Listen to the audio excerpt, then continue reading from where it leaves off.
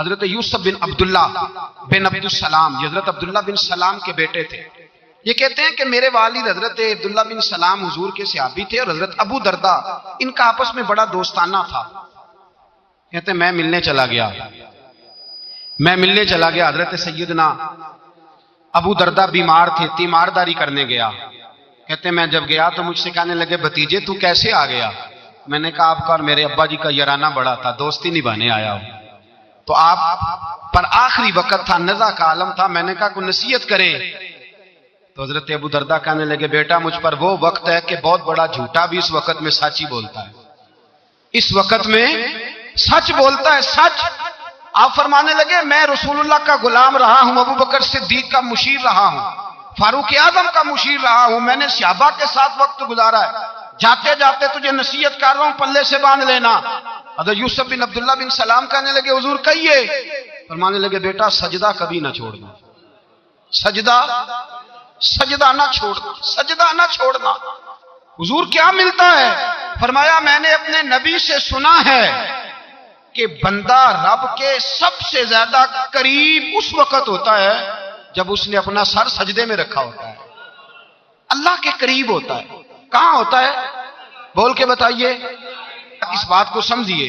فرمایا جب کسی نے سر رکھا ہو نا سجدے میں، مٹی پہ، صاف پہ، سیمٹ پہ، اس نے مسجد میں سر سجدے میں رکھا ہو تو یہ سر اس نے سجدے میں نہیں رکھا ہوا، یہ تو اس کا رب کے قریب چلا گیا سر۔ بندے کا اللہ سے قرب کہاں ہوتا ہے؟ سجدے میں۔ کس جگہ؟ اس لیے حضور نے فرمایا سجدے میں دعائیں زیادہ قبول ہوتی ہیں، سجدے میں دعائیں زیادہ قبول ہوتی ہیں۔ بندگی کی لذت، سرور، کیف، اس کے ذائقے۔ حضرت احنف بن قیس تابعی ہیں، صحابی کے شاگرد ہیں، فرماتے ہیں میں مسجد اقصیٰ میں گیا، فلسطین میں مسجد اقصیٰ میں، ایک شخص کو میں نے دیکھا، بڑا نورانی چہرہ اس کا، اور بڑا اس کے وجود کے اندر عجیب سی کشش، خوشبو دور تک پھیلی ہے۔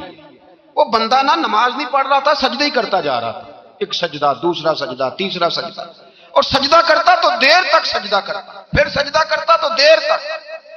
کہتے ہیں جب وہ فارغ ہوا تو میں نے گزارش کی، میں نے کہا بزرگو ایک بات پوچھنے کو دل کرتا ہے۔ انہوں نے کہا پوچھو۔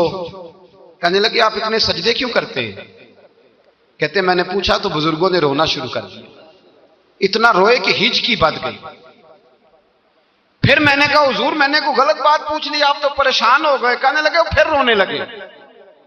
میں نے پھر کہا حضور آپ، میں نہیں پوچھتا سوال، کرتے پھر رونے لگے۔ 3 دفعہ روئے تو کہنے لگے سنو میں رسول اللہ کا صحابی ہوں، میں نبی پاک کا، میں نے اپنے حبیب سے سنا ہے کہ جب کوئی بندہ رب کو ایک سجدہ کرتا ہے تو اللہ اس کے گناہ معاف کرتا ہے، ایک سجدہ کرتا ہے تو اللہ کیا کرتا ہے؟ بولیے، اللہ گناہ بھی معاف کرتا ہے، رب اسے نیکی بھی عطا کرتا ہے، اور اپنی بارگاہ میں اس کا درجہ بھی بلند فرماتا ہے۔ ایک سجدہ اور 3 فائدے، گناہ بھی معاف ہوئے، نیکی بھی ملی، اور درجہ بھی بلند ہوا۔ کہتا یہ کہہ کہ بزرگ پھر رونے لگے۔